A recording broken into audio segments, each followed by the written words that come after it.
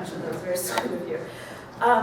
I have to say that I'm really honored to be part of this particular lecture series, which Anuj conceived and curated.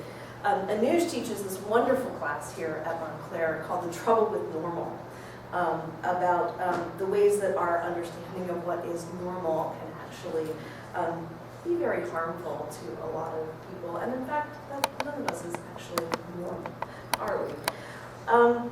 I had the pleasure of attending the first lecture in this series last month, and that lecture focused on intersex issues and the ways the medical community approaches intersex bodies, the way the medical community treats non-normative, non-binary, queer bodies, often performing unwanted and unnecessary normalizing treatments on such bodies to make them conform more closely to our social expectation of what counts as acceptably male or acceptably female. My lecture this evening, which is the second in the series, is, I hope, an interesting follow-up to that first lecture for a number of reasons. Assisted reproductive technologies, which I'll be talking about tonight, represent a potentially more positive and hopefully more welcome side of medical interventions on behalf of queer communities. Because such technologies can help individuals and couples produce offspring, so that's a little better than normalizing surgery. A number of advances in assisted reproduction now make it possible for lesbian, gay, bi, trans, asex, and any range or spectrum of others loosely grouped as queer to reproduce and to have families if they want to. Even when the families created fall outside of traditional heteronormative, married, cisgendered models.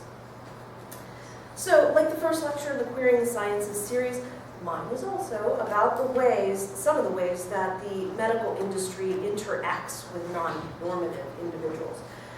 In the case of reproductive tech, the new technologies, sperm, egg donation, IVF, surrogacy, and others, have the effect in many ways of expanding our understanding of what normal is and what family is. Technologies that assist same-sex couples in reproduction, or that bring third-party donors into the mix, make it possible to construct families in a variety of new ways.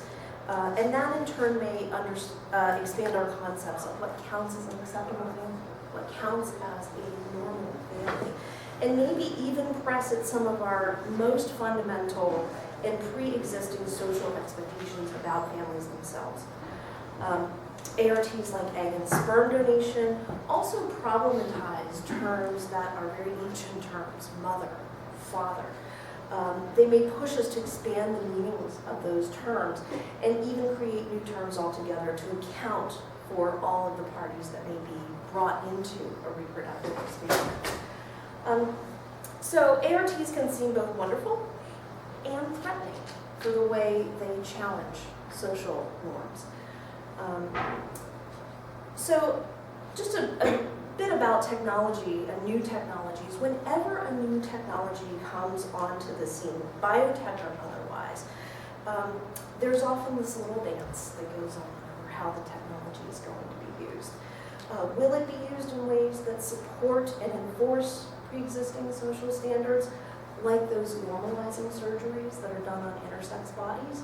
Those normalizing surgeries, a lot of them were made possible by new advances, 20th century advances in surgical techniques, urology. So what did those techniques get used for? What did that new technology get used for? It got used to enforce a standard, to enforce a sense of what was normal and acceptable. Tricia, yeah. Can you speak just a You want me little to louder? Yell at you a little more? Yes, Thank I have a soft voice. I'm used to teaching very small seminars, so. All right, if you can't hear me back there, keep reminding me. I'll just do keeping it this. up. You'll do this. So that's one thing that new technologies can be used for. And whenever new technology comes onto the scene, there is this sort of dance that gets done. What's the technology going to be used for? Is it going to be used to expand the concept of normal? Is it going to be used to enforce social expectations of normal? And So the questions to ask ourselves in any technology is, who gets to decide that? Who's going to benefit from the technology? You know that I teach feminism. Some of you may be familiar with Shulamith Firestone's work. For those of you who are, you know that she asked exactly these kinds of questions about reproductive technology in the 1970s when birth control first came onto the scene. Firestone, whatever you might think of her brand of radical feminism, had great hopes for the liberating power of reproductive biotechnology. She envisioned a future where even gestation could be done in artificial wombs and everyone would be freed from this burden, and that would be part of what utterly transformed society.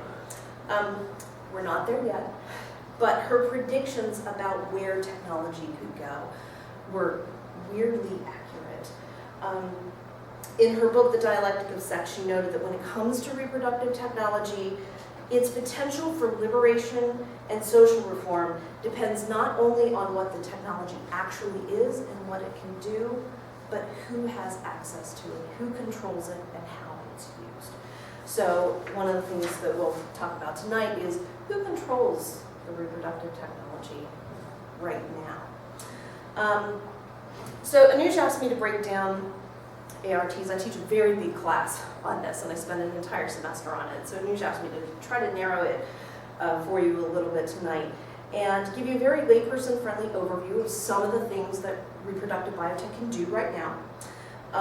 Kind of a mini ART sex ed lecture. Also a bit of the history and background of these ARTs, how we came to the point where they are now. Some analysis of that. And right now, we're in a place with ARTs that might be considered sort of almost like a golden age for queer family creation. This was not always the case. But if you go on to websites now for sperm banks, gamete brokers, fertility clinics, you'll see a lot of gay iconography on those websites. You'll see the little rainbow flag, you'll see the little welcomes, you may see same-sex couples pictured on those sites. That's pretty new. That was not how it was even 10 years ago when I started teaching this, and it certainly wasn't how it was 15 and 20 years ago. So, overall, when we see these technologies, what we see is an intersection and an interaction of a new technology, social norms and prejudice, and market forces. So the market plays a big role in what's available. So, here's your little sex rundown. Ready for the sex rundown? There we go. I did it. This is my first time using PowerPoint. So I know I teach my students here probably are very amused by the fact that I teach such high-tech things and am actually such a low-tech person in my real life. All right, so here we go. The things you need to make a baby. You probably learned this in 5th grade, but just in case you didn't. You need eggs, sperm, and a uterus, sometimes called womb. This is a very important thing that I want to note. There are no substitutes for any of these things. There are no artificial human-made substitutes for these things. So although ARTs are really advanced in some ways, they're actually really basic in other ways. A lot of ART consists of nothing more than the manipulation of these naturally occurring raw materials from the human body.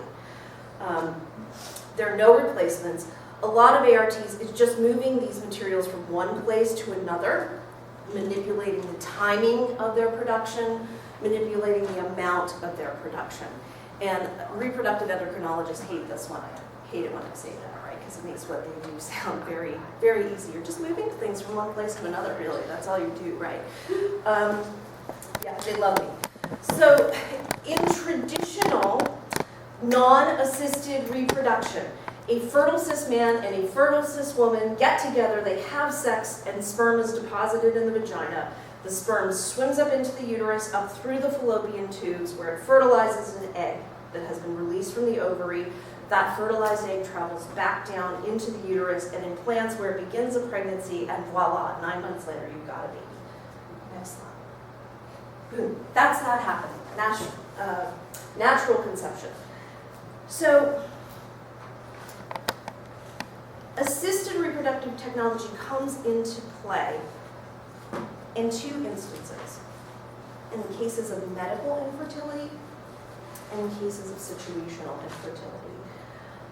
Medical infertility is any sort of diagnosable condition or problem with any of the components that I just talked about. So, some kind of problem with the uterine lining, ovaries that are not producing eggs, perhaps cancers, low sperm count, any of these things, something that is medically diagnosable as an issue with one of those 3 components. That would be medical infertility.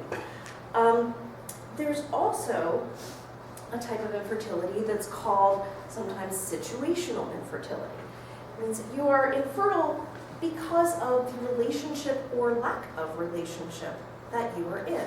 You are missing components simply due to your personal situation. So some people who study infertility, they actually break it down into these 2 categories, medical infertility and situational infertility. There's one more form of infertility that is called cultural infertility, and this 3rd category is sometimes added. Cultural infertility always occurs on top of and in addition to either medical or situational infertility. In cultural infertility, that arises when a person cannot avail themselves of the technology for some reason. So you're either medically infertile, you're situationally infertile, but for some reason you can't access the technology. There might be a variety of reasons that you couldn't access the technology. Money is one. Right? You know, you don't have enough money to afford the treatment. So now you've got cultural infertility on top of one of your other 2 types of infertility. Cultural infertility could also include religious issues. You may be of a religion that forbids the use of such technology. So this technology could help you, but you can't avail yourself of it for some reason. Cultural infertility can also occur because of prejudices, either on the side of the providers or on the side of the seekers. So you may be from a culture that thinks that it is shameful or feels that it's shameful to seek out infertility treatment, and that can pose a barrier. It's possible that the doctors or the clinics in the area where you are don't want to treat you for some reason or other. Nobody in the LGBTQ community has ever had any experiences like that. So, people in queer communities can experience any or all of these 3 types of infertility. So to explain how ARTs could be used to help in these situations, what I'm going to do is take you through some possible treatment scenarios that would involve utilizing ARTs to resolve medical or situational forms of infertility. And I'm going to give specific attention to how they might be used for a gay and lesbian couple. So I've drawn some, if you could raise the lights a little bit, I've drawn some pictures on the board. My students always laugh at my limited drawing skills here. One of them told me that the part of the fun of taking my classes was watching me draw these ridiculous little things on the board, using such low-tech drawings to talk about such high-tech concepts. So I thought I'd give you a sample of what they experienced today. So this is what's going on. I assume most people in this room are familiar with the term IVF, in vitro fertilization. You've heard of that. In vitro stands for in glass. The first in vitro procedures were done in little glass petri dishes. I brought a sample petri dish because now they're not done in glass anymore. They're done in little petri dishes that look like this. I'll pass this around. These dishes get filled with a special solution to nourish the eggs and the sperm and the growing embryos. So this dish is kind of cute because it's divided into little quadrants. It's got little divots in it that allow somebody looking under a microscope to find the materials that they're looking for more easily. This is a huge aspect of the market. These products are marketed extensively to doctors and fertility clinics. So when we talk about market for ARTs, this is actually part of the market. This is actually one of the big profit centers. They have these lovely catalogs. They're happy to throw these big, thick catalogs at you. Look at all the great stuff we've got. Oh my gosh, we've got the best catheter ever. This is the one you want to use. When you need for all your catheter needs. So here we go. So IVF. Let's talk through 2 examples of use for IVF for some couples, for some non-normative couples. So we'll start out with our intended parents. I'll walk over here. So we're going to say these intended parents now, partner 1 and partner 2. This is a lesbian couple. We love that. Okay. So this delightful lesbian couple has perfect fertility in terms of eggs and uterus. Right? They've got perfectly working eggs and uterus. So they are missing sperm. So they're situationally infertile. Just because they're missing one of the pieces. So they're going to need a sperm donor. They're going to need the piece that is missing to resolve their situational infertility. Now, this couple, they decide we both want to have a connection to the offspring. We both like to participate in this reproductive experience. So there are a couple of scholars who study reproductive experiences. So being pregnant and giving birth is a reproductive experience. Being genetically connected to an offspring is also a reproductive experience. So this couple, these 2 women decide they both want to have aspects of the reproductive experience. So partner 1 will use her eggs. Partner 2 will gestate the child. So they're going to use IVF. They're going to take eggs from partner 1, collect them, put them in a petri dish. They're going to take their donated sperm, add that here, voila, in vitro fertilization. The eggs from partner 1 and the sperm from the donor are combined together in a petri dish. The eggs are fertilized. They begin to divide and form embryos.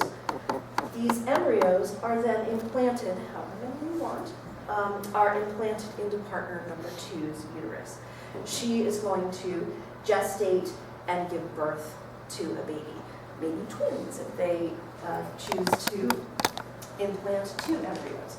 The remaining embryos, you can see on the board here, I've drawn a number more embryos than we're implanting into partner number 2 here. I don't think partner 2 wants to have 5 babies all at once.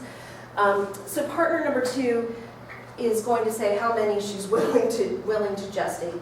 The remaining embryos can then be frozen for later use. Or they can be donated, or they can be discarded at that point. So what you've got as a result of that particular scenario is 2 women who are going to have a physical connection of some kind to their offspring. Partner number 1 because of her genetic relationship from providing the eggs. Partner number 2 because of her intimate gestational connection through pregnancy and childbirth. Her body is literally going to grow and nourish this baby. In addition, both of these women will be the child's legal social mothers. So there's a legal relationship there too. The only 2 legal parents will be the mothers here. This baby will not have a legal or social father. The baby will have a genetic father, that sperm donor, who may be anonymous. We may never know who that genetic father is. So what we have here is a non-normative family creation enabled by the use of ARTs, and also a potential expansion of the term mother. Mother, think of that as a united, right? The person who is genetically connected and gestationally connected, that's mother. But now we've got a technology here that's kind of pushing in our term mother. It's expanding our term, what counts as mother. Okay, so that's my first example, my first IVF example. In example number 2, we're going to use a married gay male couple, both of whom have healthy sperm. All right. So they've got a tougher road, and men have a tougher road with IVF, with these procedures. Sorry, it's just harder for owners of sperm because they're missing more pieces of the puzzle. So partner number 1 and partner number 2, they both got sperm. Their sperm is fine, but they need eggs and they need a womb. So what are they going to do? Well, first they're going to find their egg donor. So they're going to collect some eggs from the egg donor. Those are the eggs that are going to end up in this petri dish that I've got up here. So they got their eggs. Now they have to figure out what they want to do sperm-wise. They've both got sperm. Who's going to use his sperm? There are a couple ways that this is handled. Sometimes what partners in a situation like that will do is they will both donate sperm, and then they'll mix the sperm together and use that mixed semen sample for the in vitro fertilization process. So the idea there is to leave a little mystery, right? Who's that baby at the end? You know, whose is it? You know, depending on the racial background and hair color and body type, it's probably not going to be that much of a secret. But this is one route that some male couples take. Another route that many take is to each give a sperm sample and do 2 separate in vitro fertilizations, so create 2 different batches of embryos. Then they'll take those batches of embryos. They know that one is genetically connected to one father, one is genetically connected to the other. They can take 1 embryo from each batch. Now they need a womb, so they're going to hire a surrogate. They will ask a surrogate to gestate perhaps twins. 1 embryo made with each of their sperm. So these embryos will gestate together as twins in the surrogate's uterus. When they're born, here, I'll give us another baby here because we have twins. We're so happy. Okay, so we've got these happy twins. So these delightful, another baby, yeah. You see why my students love this, right? Draw more babies, Dr. B. All right, so this lovely couple, we adore them. Their surrogate has just given birth to twins. These 2 babies gestated together in the same womb for 9 months. They're born at the same time, but they are half siblings. They have the same genetic mother from the egg donor, but they have different genetic fathers. So they have a connection to each other from both gestation and genetics.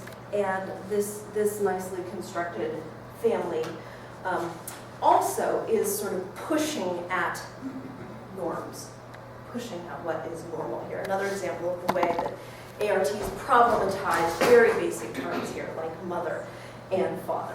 So, let me see here. So what I did here, so those were my drawings, and then because I'm doing a PowerPoint today, and I have these beautiful slides, these are more accurate depictions of what I have just described. So this is standard IVF with the eggs and the sperm together in a petri dish. I think I did pretty good.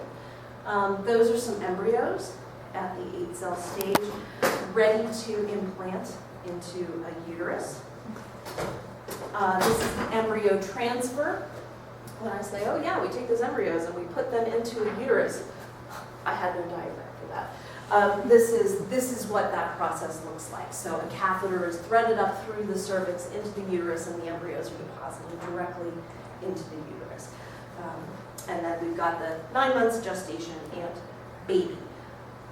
The result,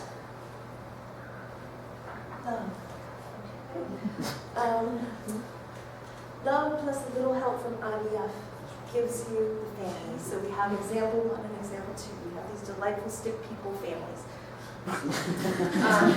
Terrible way to hold the baby, I'm sorry. This baby, yeah, they probably shouldn't hold the baby that way. They maybe need a little parenthood training. All right, well, we'll get back to our nice lesbian couple. We'll do some parenthood training later. So, yes. So some bioethicists have noted that when ARTs are employed, it is possible to produce children with as many as 5 parents. See how that happens? So, depending on what you call a parent. And again, who has the right to this term, parent? So in this situation, in some of the situations we described, you can have a genetic mother, a gestational mother, a legal social mother. You can have a genetic father. You can have a legal or social father. You can have as many as 5 parents kind of involved in this process. And because ARTs problematize the use of these terms, mother and father, those are very charged terms, the industry has come up with some new terms to help the parties involved distinguish themselves from one another. It gets confusing and potentially threatening to call multiple people mother. This is something that many women who are dealing with infertility feel very strongly about. Who gets to be this child's mother? You know, the intended parent is the one who often wants to have the sole right to that term. So the industry has come up with some terms to try to deproblematize this situation. And I will say the way language is used in the fertility industry says a lot about how we feel about the technologies themselves, what language we use to describe these things. And it also says something about what social position the different parties occupy, or we want them to occupy. So language markers can indicate status. If the terms mother and father are freighted terms, then depending on how we're using the technology, the privilege of claiming those terms for oneself may change. So, a surrogate mother, many people have decided, particularly heteronormative couples, heterosexual married couples have decided they don't really like that term mother there. That's so upsetting. If you have to use a surrogate, we'd rather not have that surrogate called mother. So this is the new term that the industry uses, gestational carrier. So if you need a surrogate, surrogates are now called, almost industry-wide, you'll see them called gestational carriers, not surrogate mothers. The term surrogate itself has fallen out of favor a little bit. So you go into a fertility clinic, you need this person to provide the uterus or the womb, you'll be told, you need a gestational carrier. We'll find you a gestational carrier.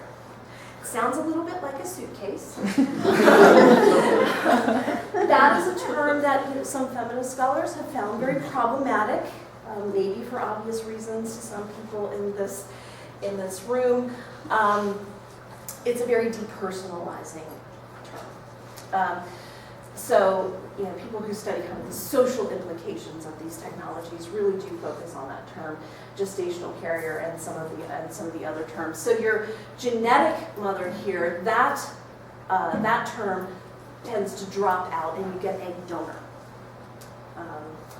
We've got a donor here. We don't have a mother anymore. We have a donor. And we also know that this donor isn't really donating anything in a lot of situations, right? When you donate something, do you get paid for it? Usually not. So the term egg donor and sperm donor is actually a little bit of a misnomer because these parties are paid through their services. So everybody involved there is actually receiving some kind of payment. So now I'm going to turn and look. How am I doing it? Now I'm going to look a little bit at the raw materials. Remember I told you there were no substitutes for those raw materials. We're seeing that right now. I want to look a little bit at how they've been acquired and used in treatment. All of these raw materials, you may have noticed, are very inconveniently located. They're all inside bodies. And we have to get them out or access them in various ways. And that requires interacting with the bodies that these materials are located in. And how we access and utilize these raw materials can tell us some things about the way we value different kinds of bodies. That might be relevant to some of your class work here. So looking at the history and acquisition of each one of these pieces, the egg, sperm, and womb, tells us a little bit about how the industry developed and how we got there. So sperm, there you go, it's sperm. Again, it doesn't look all that different from my picture of sperm, I would just like to note. I'd like to tell you about the first recorded case of artificial insemination. So big advance in technology, artificial insemination. Instead of the penis directly depositing the womb into the vagina, we've got an artificial means for doing that. The first recorded case of artificial insemination using donated sperm was performed in 1884. It's a really long time ago. By a man named Dr. William Pancoast at Jefferson Medical College in Philly. Pancoast treated a wealthy couple, a husband and his wife, who were unable to get pregnant. He examined them, he examined the wife very carefully, because it's always assumed, even now, but especially then, it was assumed there must be something wrong with the wife. It's always the woman's fault. So he couldn't find anything wrong with her. So he turned and looked at the husband. When he put a semen sample underneath a microscope, he saw that the husband was producing no sperm whatsoever. His semen had no sperm in it at all. This was likely because of a prior bout of gonorrhea. Very common reason for men to be infertile in that time, and now STDs. There are a number of STDs that can result in infertility. So it seems that the husband had had a prior bout of gonorrhea when he was younger, and he was infertile. So Pancoast came up with a plan to treat them. Something that had never been tried before. He got together 6 of his medical students, all male, of course, to witness this procedure that he was going to do. He took the woman to the exam room, knocked her out with chloroform. Then he said to the 6 men standing there, "Take a vote, gentlemen. Who is the best looking guy here?" Yes. They voted on who the best looking guy was there. And at that point, he said, "Provide me a semen sample." So the best looking guy there did what you do to do that, the winner, and he provided a semen sample right there on the spot. Pancoast, yes, I know, yeah, she's knocked out with chloroform. Things are going. So Pancoast placed the semen in a rubber syringe. He inserted it into the vagina and just squeezed it in there to deposit the sperm. The woman woke up, unaware of what had happened. She didn't know what this treatment was that she was going to receive. She hadn't been told. She was just told, "I gave you a fertility treatment. Let's hope it works." After the procedure was over, Pancoast took the husband aside, told the husband what he had done. And the husband was delighted. He said, "Oh, what a great idea. Brilliant. Brilliant." The husband and Dr. Pancoast agreed to keep it a secret from the wife, who became pregnant and had a son. So, this procedure, a little rapey, was reported in the journal Medical World in 1909 in an article written by the appropriately named Addison Davis Hard. Hard was one of the 6 medical students. So he wrote it, he said, "I witnessed this. I was one of these 6 medical students." It has been speculated that it was Hard himself who was the best looking man in the class, because otherwise, why would you be motivated to write this article? He says in the article, "I witnessed this very odd procedure. It worked. 20 years later, I met the young man who was the result of this procedure. Why would a medical student who just witnessed this procedure go to the trouble 20 years later to go and find the result of the procedure? So it has been speculated that it was in fact Hart who provided the semen sample.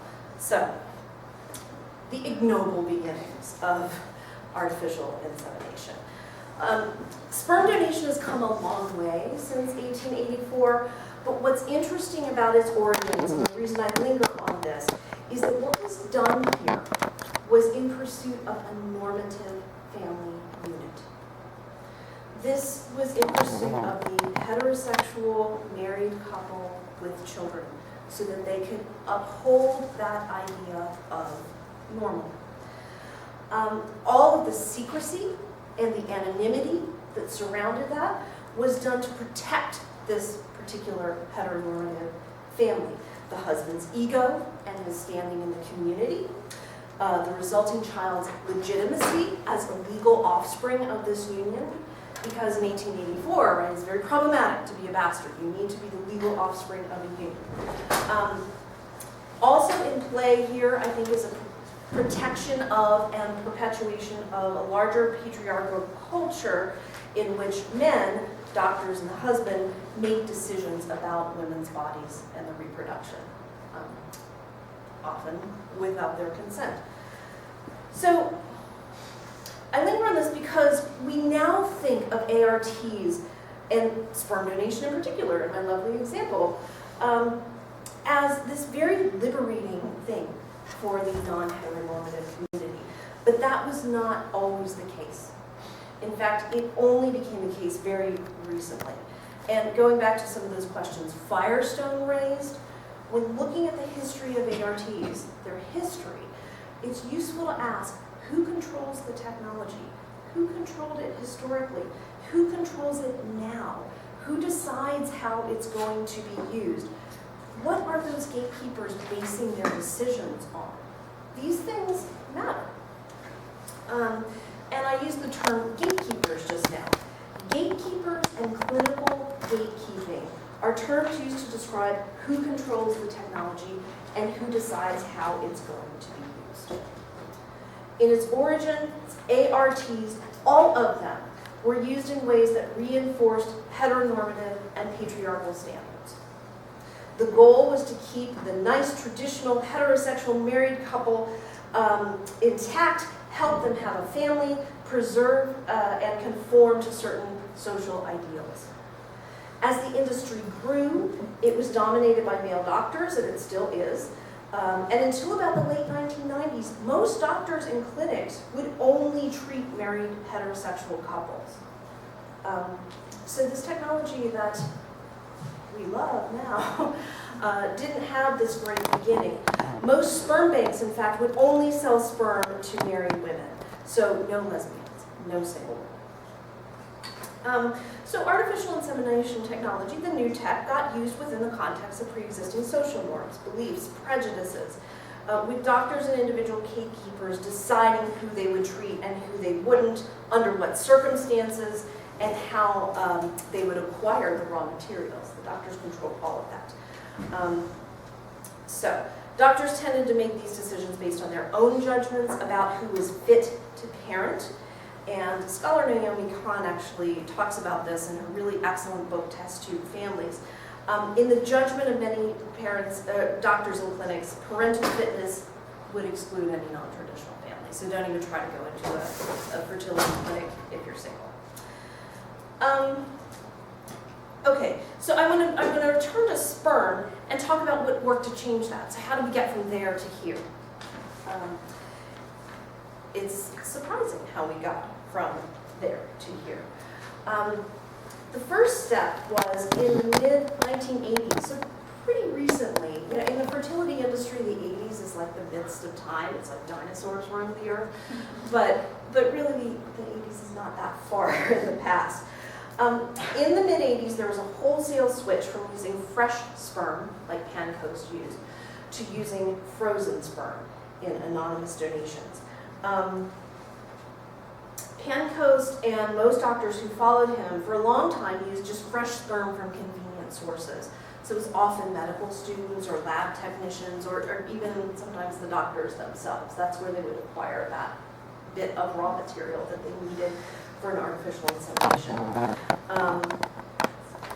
So the wholesale shift to using frozen rather than fresh sperm was a result of the AIDS epidemic. Okay, so with AIDS, we're not going to use just whoever's on hand anymore. We want to make sure that they are free of the HIV virus. And in order to guarantee that sperm used in these treatments is free of HIV, you need to collect the sperm, wait 6 months, then retest the donor. So you need to freeze the sperm in order to do that. There's no test directly on sperm for HIV. HIV testing is done with a blood test. So a donor has to give semen, freeze the semen, come back, have his blood tested. If he's negative for HIV, then we know that the sperm sample that he gave 6 months before can be cleared for use. So, so in the 80s, the whole industry changes over to using frozen sperm. So that's a big step. That's step one towards the opening of the industry. After the switch from fresh to frozen sperm in the mid-80s, sperm banks really took off. When you're not relying, and think about this for a second, when you're not relying on whoever is on hand anymore, you can take your product and you can freeze it and you can stockpile it. So you can keep it around for longer. You can have a market. You can also collect sperm from a variety of donors, right? You're not limited to whoever, whatever lab tech is down the hall or whatever doctor happens to be passing by. You can collect sperm from a wide variety of donors and save it and shelve it and ship it. So you can have a bank.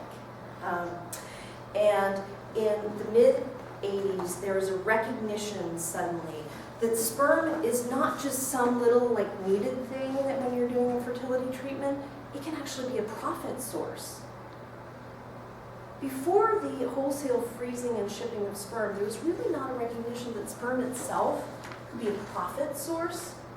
It was thought of like blood, or other fluids that you might need to use in medical treatment. But once it's frozen, it can be commoditized in a way that Pancoast and earlier doctors really didn't think of doing.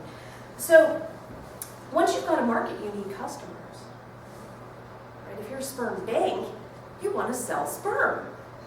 So I need customers for my sperm. Interestingly though, market forces were not enough by themselves to open up doctors and banks to the idea of working with gay clients.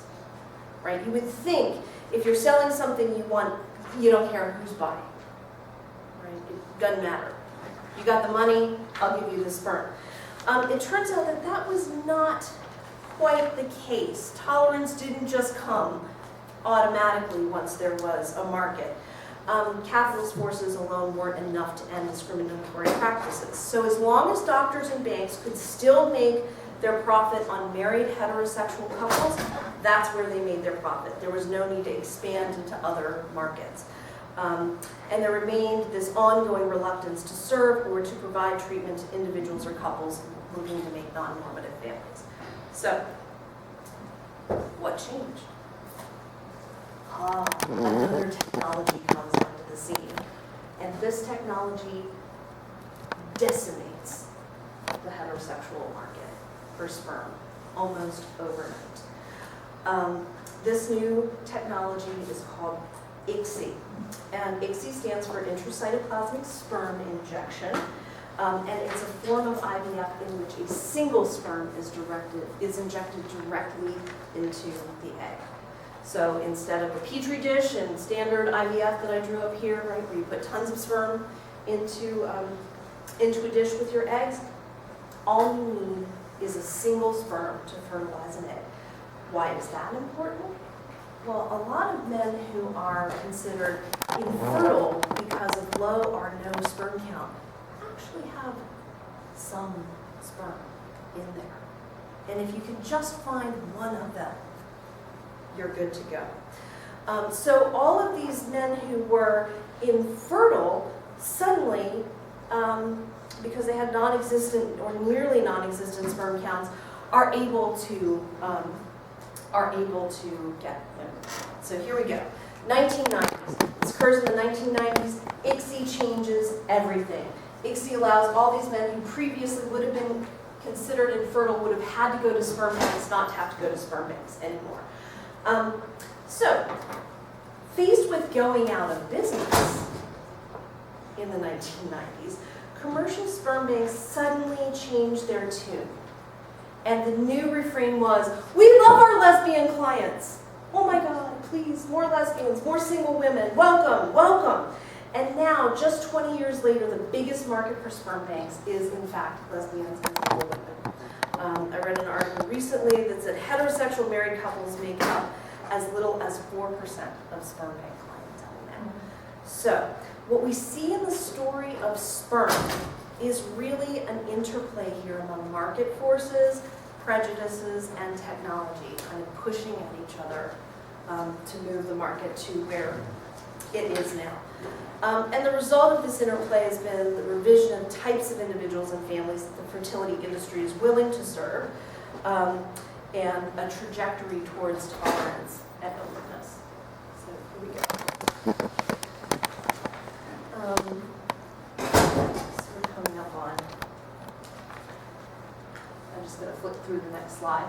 So this is what I want you to think of when you're thinking of the history of donor sperm and the history of any of these ARTs. It's this interplay between the technological advance, whatever social prejudices and norms are in play, and market pressure. These three things together push markets forward.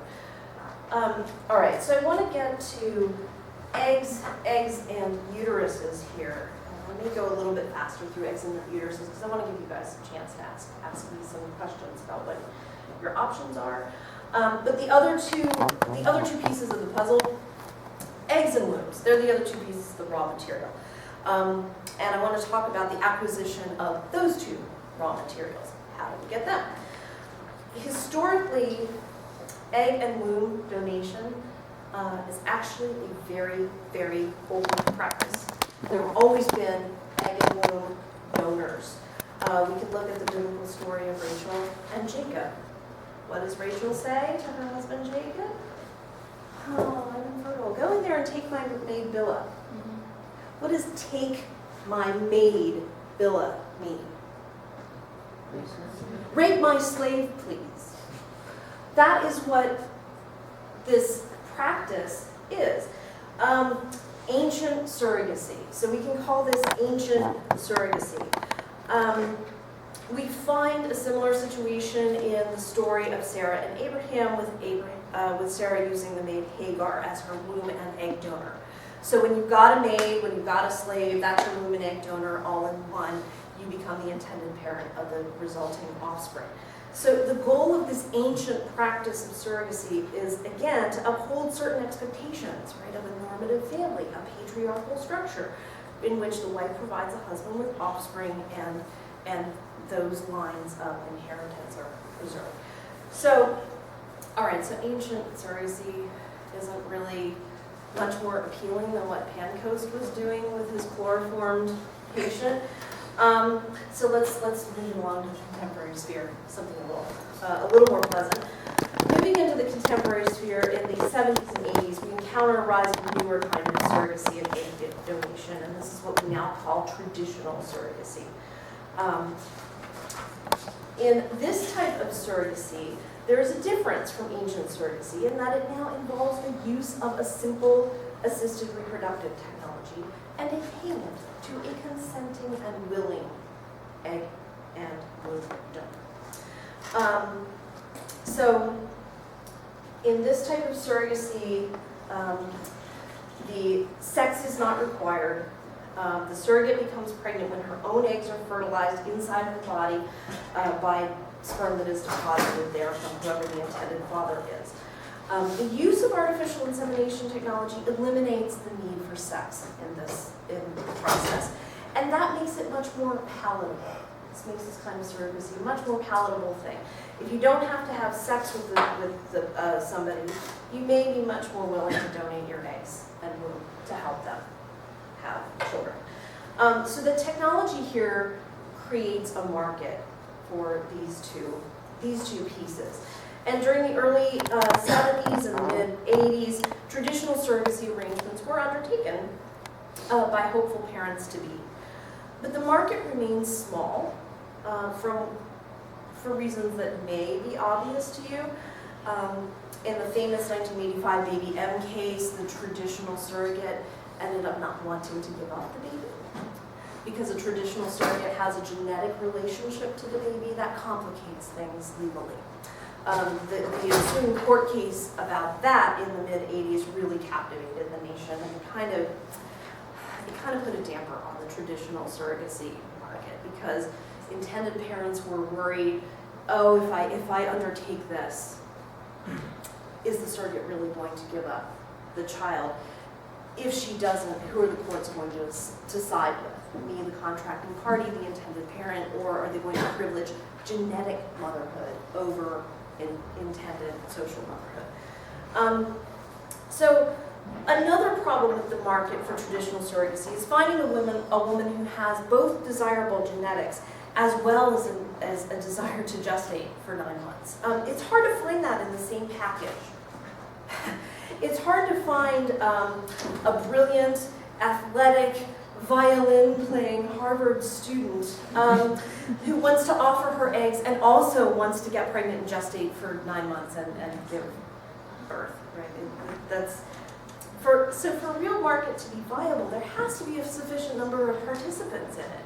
And with traditional surrogacy, despite the artificial insemination technology, there's not a huge market. So this market didn't really take off until the new technology. Just like Lexi comes in and kind of pushes things forward, IVF is what changes this market. With IVF, a different woman can provide the egg and uterus. So with IVF, multiple eggs are extracted from the ovaries, fertilized outside the body. The resulting embryos are placed into a uterus for gestation. This can be 2 separate women. So the technical procedure here opens up the possibility of greater numbers of women being willing to engage in this market. If this topic interests you, Deborah Spar has a great book called The Baby Business. I've got some literature up here for you that provides a really nice analysis of how this happened. It turns out that many more women are willing to donate eggs if they don't have to go through childbirth. And also, many more women are willing to gestate if they don't have a genetic connection to the offspring. So you've got a lot more women willing to participate. So when technology allows a division of labor like this, the market expands. There are more potential sellers of the raw materials and more interested buyers. The new technology also has the advantage of allowing greater selectivity in terms of genetics.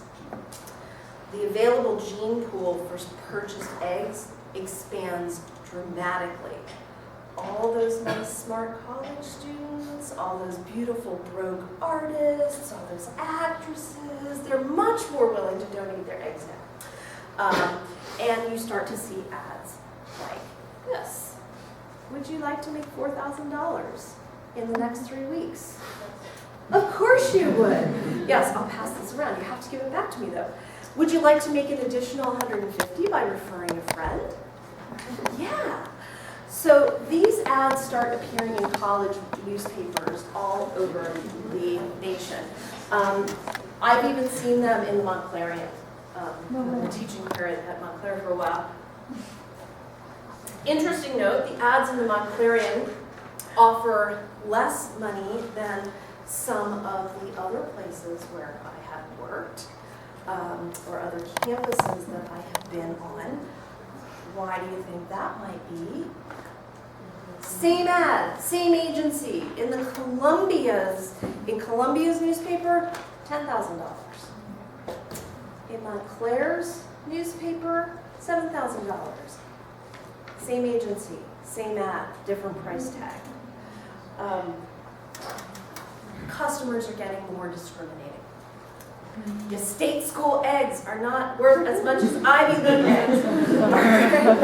So, yes, say that you're from Columbia. All right. All right, so you start to see these kinds of ads.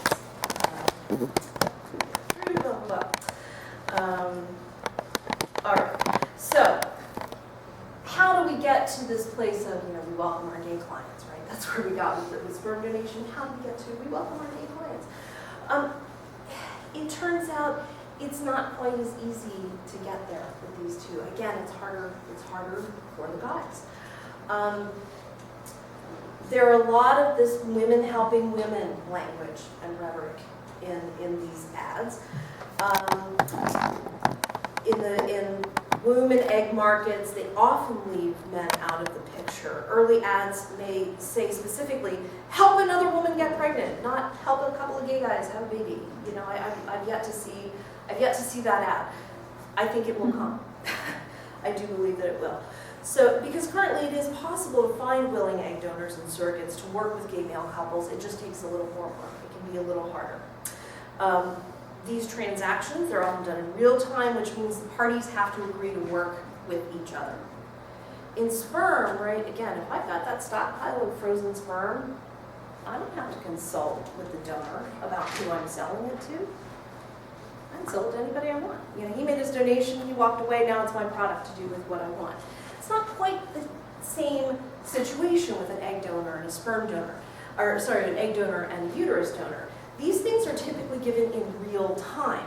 Eggs are harvested, they're used fresh, they're used right away. So the donor, the seller, has to be willing to work with you. So you may run into donor prejudice. You may run into surrogate prejudice because you're working in real time with the person actually making the sale. This may change. Some things may be working to change that. And one of the things that may be working to change that is some new technology on the horizon. In 2013, egg freezing was taken off of the experimental list of procedures by the FDA, so egg freezing is now not considered experimental anymore. That means that we may soon see, and it's starting right now, we may see a market in eggs akin to the market in sperm. So an egg donor pretty soon will be in the same situation, and there are some egg donors actually in that situation now. You just donate eggs to the bank, and then the bank's going to decide what to do with them. And the bank, I'm going to tell you, the bank is going to be just as happy to sell to gay clients. So you're not going to have this issue anymore. So that's coming down the line. As for the surrogacy piece, there are a number of market entrepreneurs trying to fill this niche and make money, trying to hook up surrogates with buyers, with clients. And one of the ways that we see this starting to happen is by arranging overseas surrogacy. So markets are global. There are brokers now who will be very happy to set you up with a surrogate who you will never meet overseas. That surrogate may or may not be told that she's gestating for gay clients. Just be told she's gestating for a nice overseas couple. So some anonymity here, a little bit of anonymity, a little bit of secrecy can allow that to happen. So, all right. We jump to conclusions and some ethical considerations. I guess I should add one more thing. Oh, can I go back? I can. PowerPoint works. Okay. So the other thing is the other piece of that puzzle. So I did the new technology, the market forces, social norms and prejudices. Social norms are changing. Right? Gay people can get married now. That kind of creates a different social context for the use of these technologies. So when we talk about the three forces that kind of interplay, to make artificial reproductive technologies more available to queer, non-normative communities. They're all kind of coming together there for eggs and wombs, just the way we did for sperm. Okay, so now my ethical considerations. So, I'd like to put on my ethicist hat for a second here, and then I'll open this up to your questions. The fertility market, as we find it today, offers a lot of hope and a lot of options to LGBTQIA communities. This is probably a very positive thing for many people in the room. There are even clinics now that actually prefer to work with the queer community because it's easier to work with situational rather than medical infertility. This is a nice clientele to have. Success with this population is often easier. And you also aren't dealing with a population that's grieving the emotional loss that fertility or infertility can involve. Right? A same-sex couple knows from the start that they're going to need some kind of assistance. Heterosexual couple doesn't. They may come into the clinic kind of in a different emotional state. There's a lot more to deal with kind of psychologically there. So there are a lot of clinics that are just like, hey, we like this client base. This client base is great. They're young. They're situationally infertile. This is fantastic. So all that rainbow iconography on clinic websites and sperm bank websites and sperm with good morphology. Nice, strong, long tail. All right, are there any questions? Anybody have any questions? Yeah. I have a lot, but I'm just going to stick with one for now. Okay, I know, there's so many questions. So at one point, you were talking about how the word donor has implications that you donate it and you don't get paid. So what are some possible alternatives, do you think, to the term like donor? Mm-hmm. Some that have been suggested are purveyor or vendor. Okay. Don't look for those terms to take off anytime soon. Yeah. There's a reason those terms, that the term donor is used. When somebody is buying, they like to think there's an interesting thing that goes on here. I'm trying to, oh, there we go. How was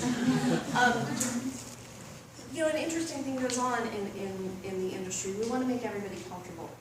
And I say everybody, but really, the person we want to make most comfortable is the paying client. Mm-hmm. And it's much nicer to think that somebody is donating, donating from a good heart. And that sounds so much nicer than this person I found who's willing to give you her eggs for $7,000. This egg vendor, this sperm purveyor.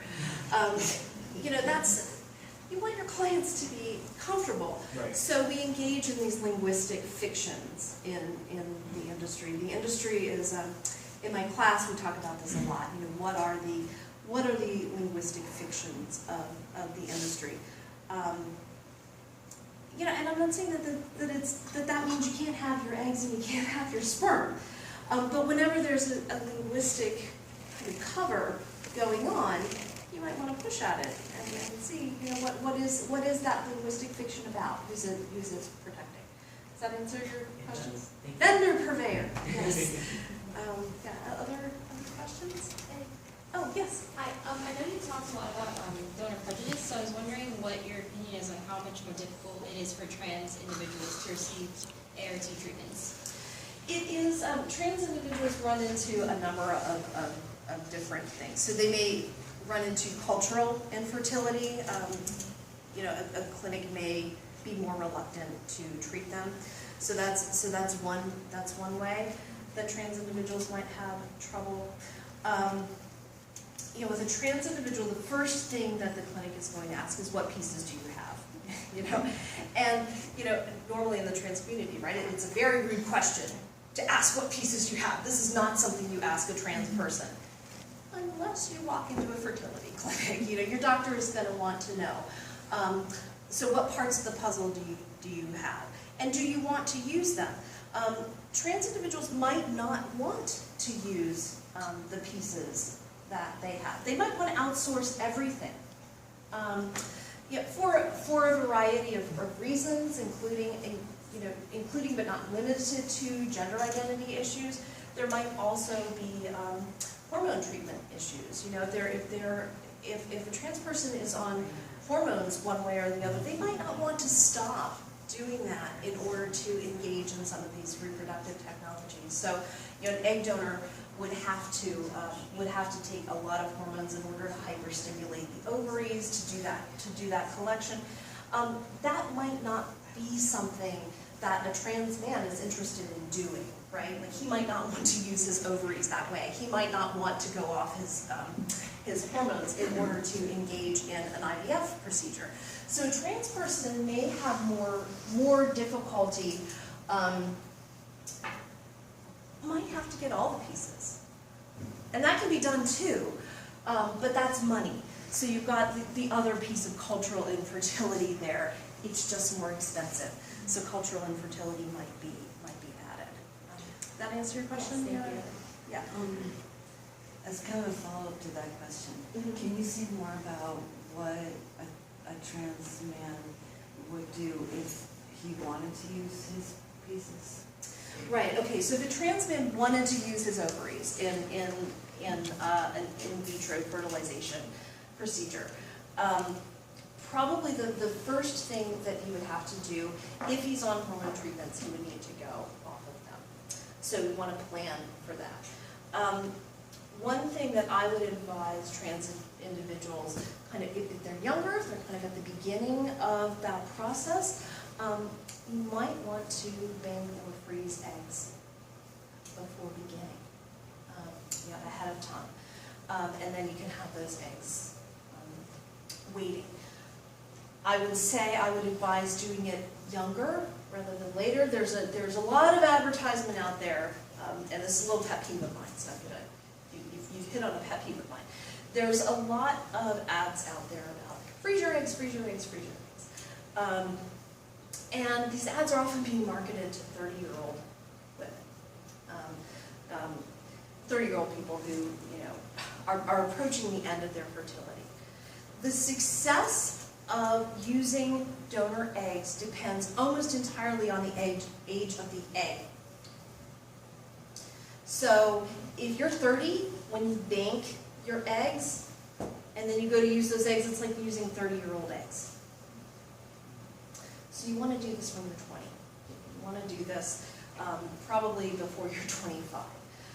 If somebody is offering you egg freezing in your 30s, you can do it. I mean, if you've got money to spend, go ahead and do it. But don't get sort of suckered. Again, there are a lot of glossy brochures. The glossy brochures, they drive me crazy. Because I think that they give, I won't say false hope, but I will say inordinate hope. So that's one thing. You were saying, what else? What else? So if a trans man is on hormone treatments, I would suggest that he go off of them before beginning IVF. You might need some lead time, and you'd want to work with a really understanding reproductive endocrinologist who would then handle that transition. I was told that if you are on TV long enough, things start to deteriorate. Do you have any kind of time frame on that? I don't have a time frame on that. I'm reluctant to give advice unless I have it and have it down pat, because I wouldn't want anybody to go out there and, you know, make decisions on my thing. But I would, again, always sooner rather than later is always good advice, because you may be in a situation then later when you're going to need all three pieces. So start saving money sooner rather than later as well. Larry, I saw your hand up. Question in the back. Coming from the School of Finance, I figure I'll ask a financial question. All right, Yeah. so if someone wants to bank eggs, again, you were talking about people being paid $7,000, $6,000, $5,000, $4,000, whatever. I don't know what the cost is to bank eggs over a period of time, so maybe you could say, okay, I'm gonna go sell some of my eggs, take that money and use it toward a down payment on keeping the eggs frozen for about years. Does that ever happen? An interesting thing happens when I go to fertility conferences and egg brokers find out that I work at a university. You know, their eyes light up. Like, oh my God, gosh, you have access to our desired population, we want all those eggs. Can we come visit your classes? Can we come talk to your students? We really want to I'm do not that. an egg broker, I promise. Larry's not an egg broker. But what you reminded me of was one of the most recent appeals that they made, because I always say, no, that's not really ethical, I'm not gonna turn into my classroom for a sales pitch. But the most recent pitch that I got was, we are telling egg donors that we will bank their eggs for them.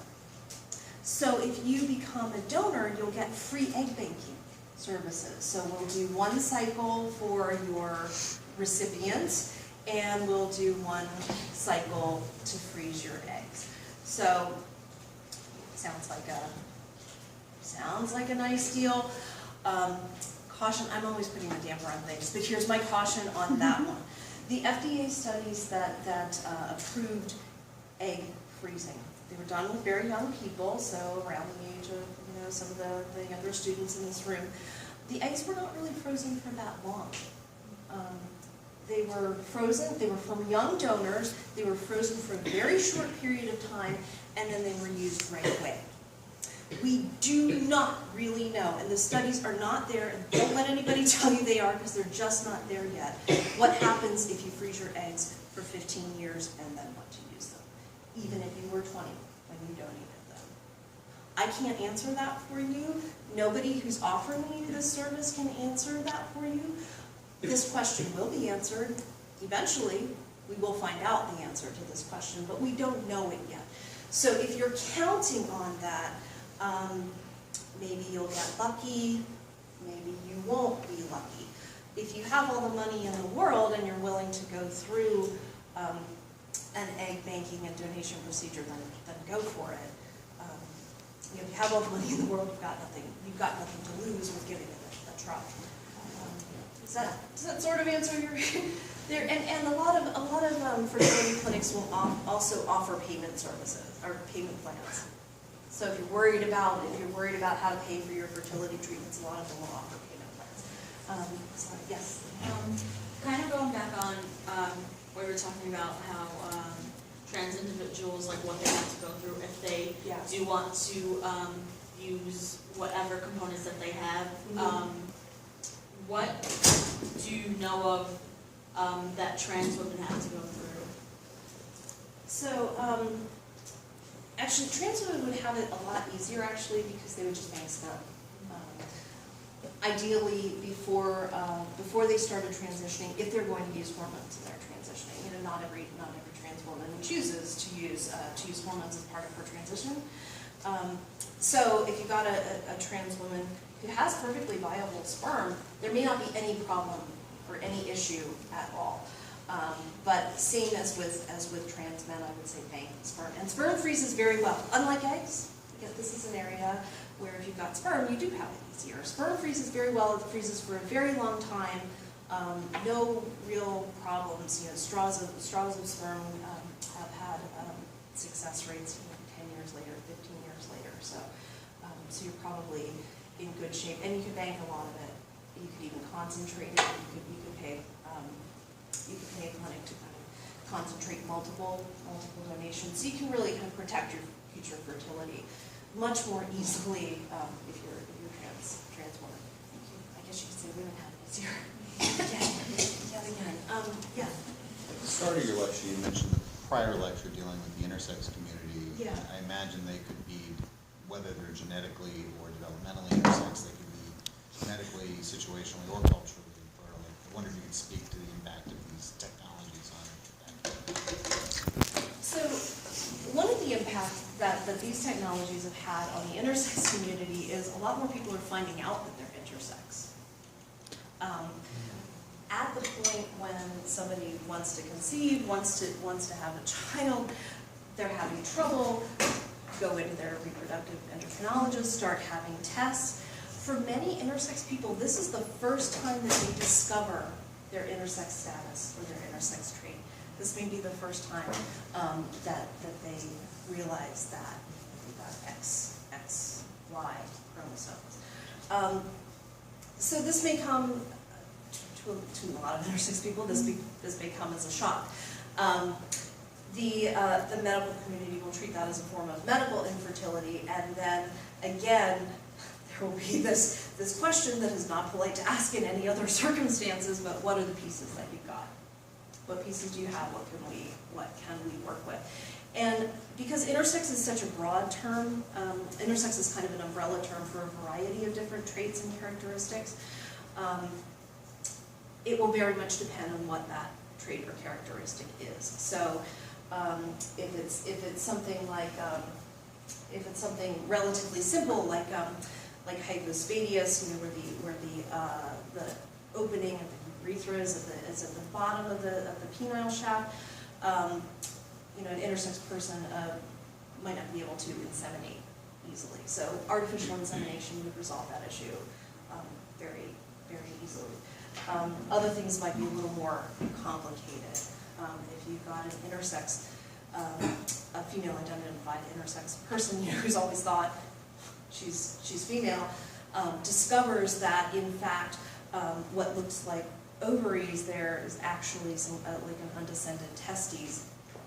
Typically those would not be producing sperm, so she would need egg donor. So it would very much depend. Does that answer your question? I know we talked a lot about, you know, if we have all the money in the world, if we have all the money in the world. It always helps to have all the money in the world, yes. Absolutely. Is there anything that's happening in the industry to kind of make ARTs more accessible to people who don't have all the money in the world? There are a couple of things that are happening. There's a lot of advocacy to encourage insurance companies to pay for more ART treatments.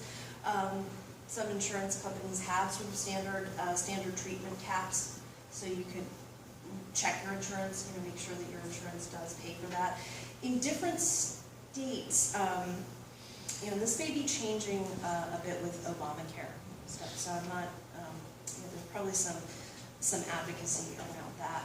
But before Obamacare, it was really very much a state-by-state issue. Some states actually required fertility treatments to be included as part of insurance coverage. You couldn't offer insurance coverage in the state of New Jersey unless it included some amount for infertility treatment. So that's one thing that's making it more affordable.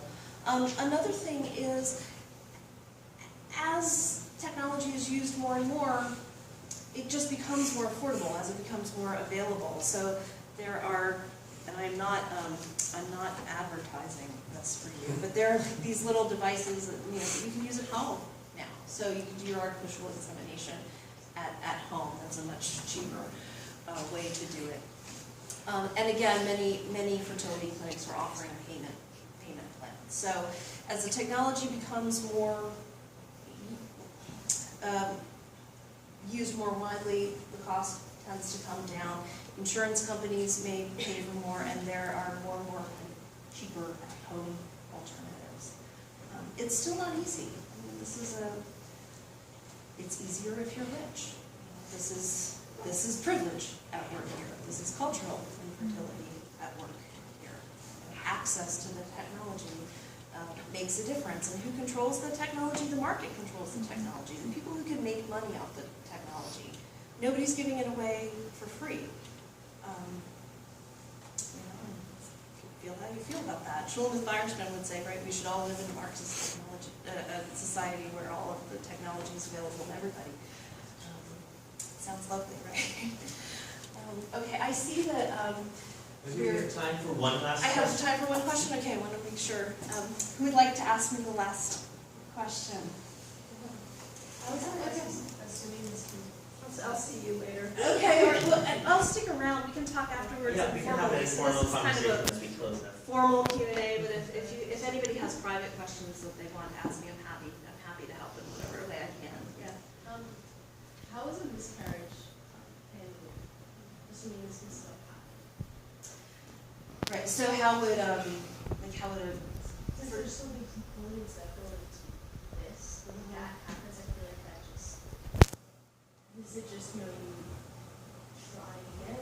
Yes, I gotcha. Now I understand what you're asking. Yes, you start from scratch, and this is one reason why this is it is devastatingly expensive to use a lot of these technologies. A single round of IVF, depending on where you live, what clinic you go to, can cost anywhere between $7,000 and $12,000. A single round of IVF. So if you're paying out of pocket. So you go through all of this, yes, and you get to embryos implanted in the uterus stage. You're in the middle of 9 months of gestation and no baby. And you're right back to the drawing board. And things can go wrong at different stages too. You can get to the you've got your egg and your sperm in your petri dish. None of the embryos are viable. So there can be these kind of abrupt halts at multiple places in this process, and then you have to start over. But how does that, I mean, in terms of remuneration, with that, does the person get, like, the gestational carrier, do they? Oh, right, oh, so your gestational carrier contracts, yes, this is a whole different, I do several days on this in my class. Gestational carrier contracts are very interesting things. So you're paying this is our gestational carrier here. Typically, gestational contracts are paid out in increments. So the first increment would be paid, so you agree to say $10,000 for the procedure overall. It's not payable in full upon delivery of baby. The first segment would be payable in a typical contract. There's no real uniformity. You can write your contract however you want, but there are some standard contracts. They're progress payments? Yes, they are progress payments. There we go, that's well put. So the first one would be with implantation, get a little. And then first trimester, get a little more. Second trimester, and then a lump sum payment upon birth of a baby. Yeah, sometimes there are a little more things built in for if things go wrong in the pregnancy, so there might be a bonus if you carry twins. When we implant these embryos, typically this may be a little too detailed for you, but typically the take rate of embryos is 50-50. So if I implant 4 embryos, 2, I might expect 2 to take. If I implant 2, I might expect 1. So it's not uncommon to implant 3, I'm hoping to up your odds. So what can happen is you implant a certain number of embryos hoping to just get 1 baby, maybe. The surrogate ends up having twins. There may be bonuses built into the surrogacy contract for twins. That's pretty common. That's a pretty common clause in surrogacy contracts. Yeah, on that really happy note. So I'll stick around. I'll just be up here. I've got all my gear. Whoever's got my petri dishes and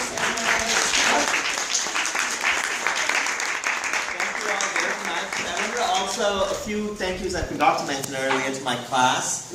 Trouble with normal, thank you very much for all being here. If you could stay back for a quick photograph with Dr. Bogle, that would be great. And I also wanted to thank Gina Ive at CHSS for all the help that you've given in terms of promoting this. Thank you so much.